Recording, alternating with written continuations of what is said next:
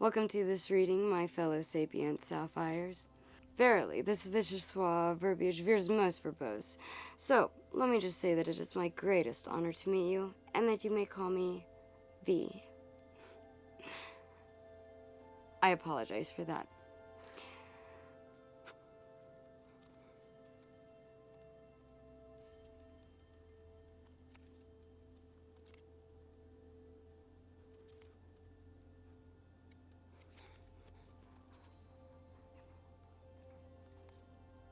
I'm already in this energy a little bit. I had to kind of give a little bit of levity to this reading. I was given this card, The Unseen. I'm not sure if my camera will pick it up with the lighting, but it's kind of fuzzy anyway. It's because it has this stippling all around that kind of makes it out of focus. It's a little bit like we're beginning to see something, but it's still a little bit hazy. We're not quite there yet. So let's get some information on what this haziness might be about. Use my star material.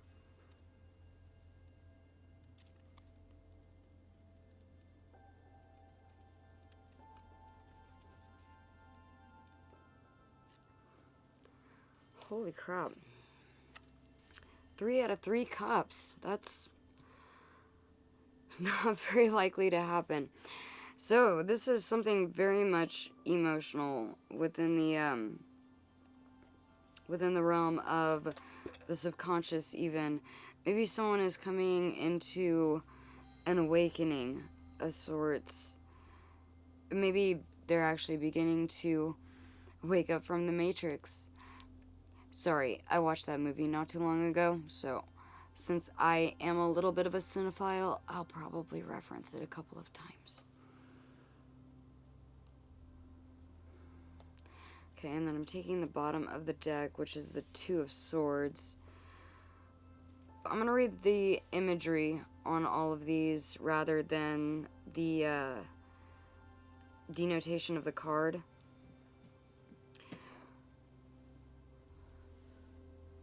So, first we have the Queen of Cups.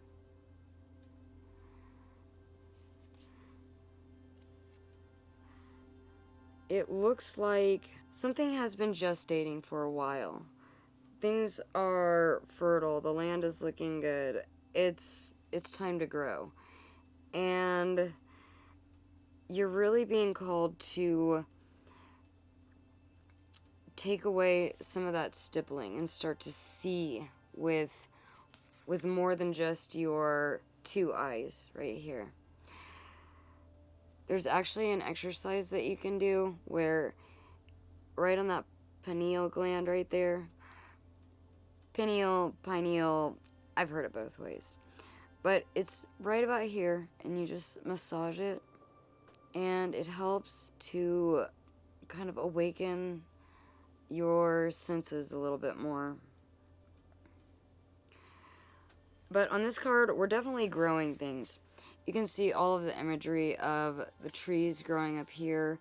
They're growing in a very mathematical, fractal-y, I know that's not a word, but I'm going to make it a word, fractally kind of way. And it's really striking me as an orchestrated design. Maybe you were supposed to go through the things that you went through, for whomever this message is for. Maybe you were supposed to go through everything to be able to understand exactly what you are supposed to see. Exactly what is gestating beneath the surface. The grand design of it all. You can see she has a little butterfly on her, right where her solar plexus is. This is kind of talking to me about a transformation. We are in a year that is going to be rife with all sorts of transformations. For the person who resonates with this reading, you're going to be finding that you're kind of like a butterfly who's right now in the cocoon stage. You're just dating, you're growing, you're not quite ripe just yet to flap off, but it's ripening something within you that is really going to fill you with passion, with kind of like that fire of life, the wands energy, if you will. You could be beginning or are in the midst of learning how to astrally project yourself, or perhaps you're practicing mediumship, and right now it's just kind of like at a small level. You need to grow it a little bit more before it's, well, I'm going to keep using the word, before it's ripe enough to pick.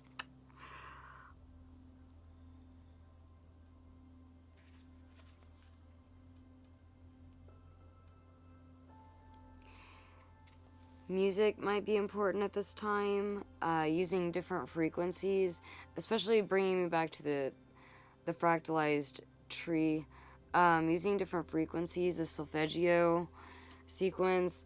I know there's a lot of debate as to whether or not they work. I personally love them, but it's really just up to you what you like. I also like tuning my music to 432 hertz rather than the 440 hertz because it feels warmer on my ears. I have no idea how to make that make sense, but if you understand me, then you understand me. Back to the card. Whenever you do finish gestating, it's gonna be like a boom when it happens.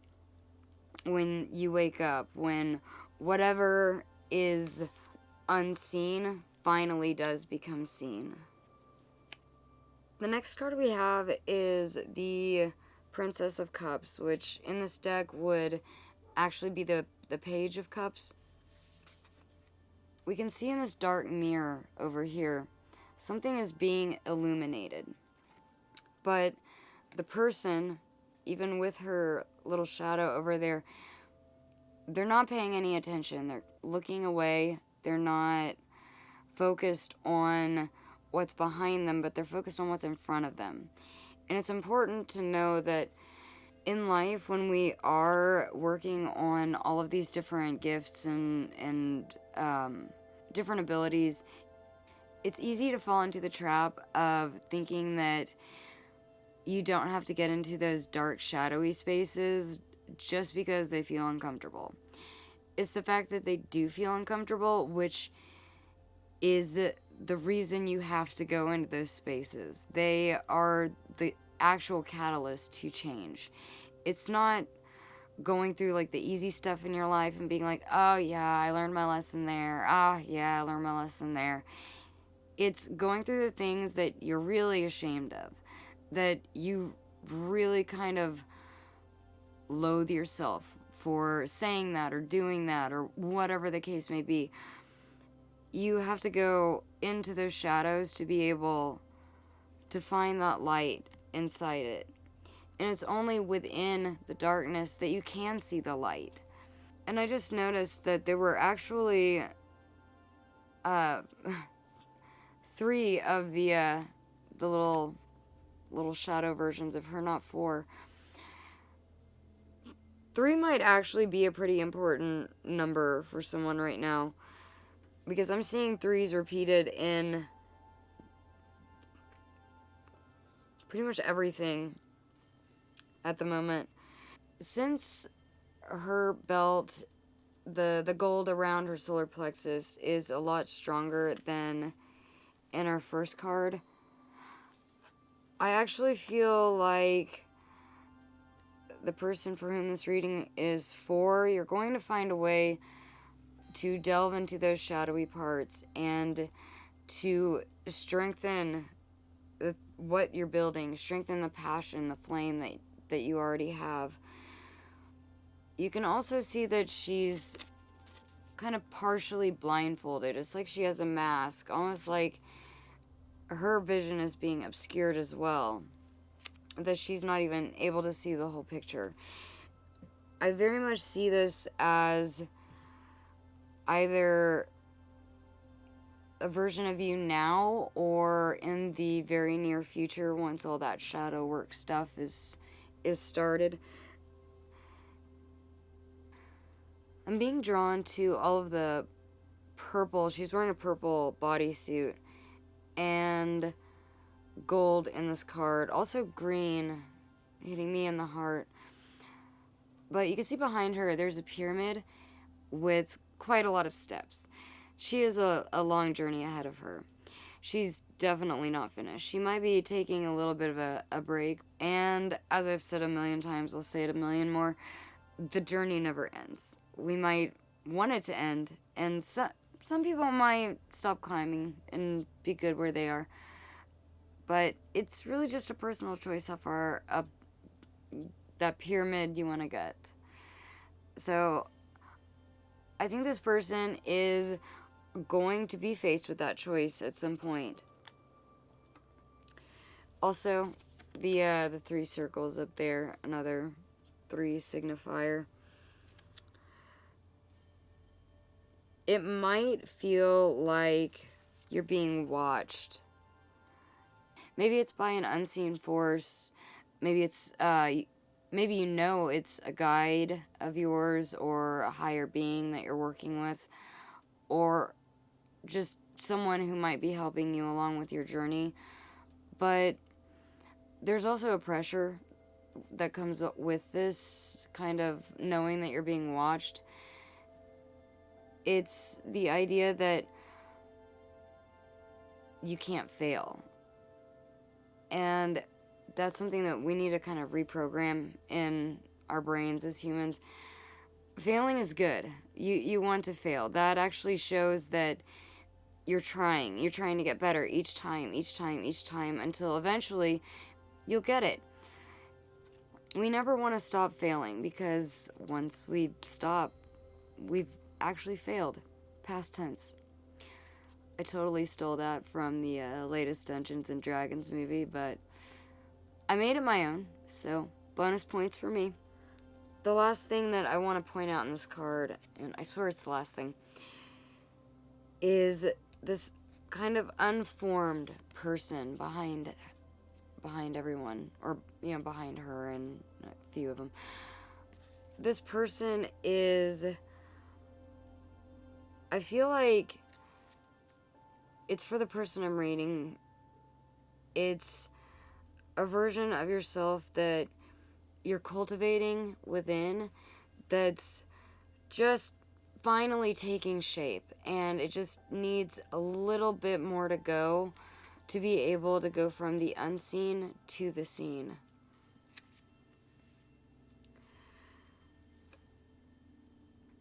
Now the imagery on the 10 of Cups. Here's the card. Sorry, my fake hair keeps getting in the way.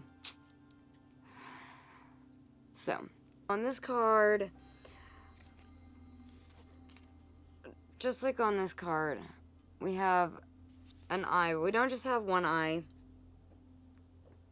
We have 3. These 3 main chalices right there all have eyes in them, just kind of seemingly looking and watching. It seems like we're going to be moving into an energy where we know it's not just maybe one guide helping us, but it's many. Maybe you'll find that you're kind of like a little bit of a magnet once you get started with it. We also have a DNA strand next to it, and a mother and father. I feel like this was always in your bloodline. Maybe you're working with an ancestor, or a group of ancestors who really want to see you succeed. And all of the focus is on this girl right here, who also, in fact, has the same type of imagery on the last two cards with the solar plexus. This one is just bursting out, though. There's no need for a container. It's just pure light. I'm seeing more eyes as I look at this. And birds in general. Butterflies for sure. The butterfly actually looks like it has two more sets of eyes in it. I don't know if the camera will pick it up. But it seems like you're moving into an energy where in the spiritual realm, all eyes are on you and you're there to impress. This girl in the image, the red-haired girl, she's just like full control of her powers. She has the wisdom. She has her emotions in check. All of the dark, icky places have been like raked out and filled in with maybe a nice little furniture set. But I really feel like this card is about coming into your own spiritually. You're going to find that you'll be able to sharpen your focus. You'll be able to talk to more of your guides. You'll be able to clear up whatever is unseen for you. And then the bottom of the deck, we have the Two of Swords. And also, I just want to point out, this one is the Lovers, which is talking about, I feel in this sense, based on the imagery I'm seeing, I don't know if I should show that card for too much longer at all again on YouTube, but it's talking about the integration process, the integration of self. The Two of Swords, this woman is split in two. It seems like you have the decision whether or not to move on with this. I feel like I did a reading similar to this not too long ago, so that one might also resonate with you if this one does. But this is really all about coming into your own power and deciding where, you can even see these stairs in the background, you're deciding where you're getting off the ride. You aren't forced to go any further than you want to go. That's a decision that you personally definitely should make. Whenever you are ready, everything will still be there for you. It just might not be the time right now. I'm really noticing the difference in the sides over here. It's kind of like each choice is going to come with its own different timeline. Over here, you see claw marks, like Wolverine just got hold of that shit, and maybe that's not the way you want to go. It's rainy, it's not really looking all that favorable. Over here, with that new moon, we're talking about a time of very intense emotions, very, very intuitive, able to get into touch with deeper parts of the self. It's a good time for reflection. Lunar cycles in general could be really important right now for someone, so I would definitely study them, but this transformation feels very intense. Even just kind of talking about it's a little hard. But on this side, you notice that the waters are calm. You have what looks to be more circles, of course, more circular imagery, along with the moon. But down here, we have that spotlight that's illuminating the person trying to make the decision. And you can see inside the card, this person, their third eye is lit up, and yet they are a skeleton. Over here, we can see like a little skeleton hand holding an onyx, which was actually highly revered in Egyptian culture as a protective stone, a protective amulet. It feels like your ancestors, your guides, they have your back. We have a black pearl inside of a white clamshell, which is talking about wisdom, prosperity, everything that we in the material world could possibly desire, right? And it's open for you if you choose to take it.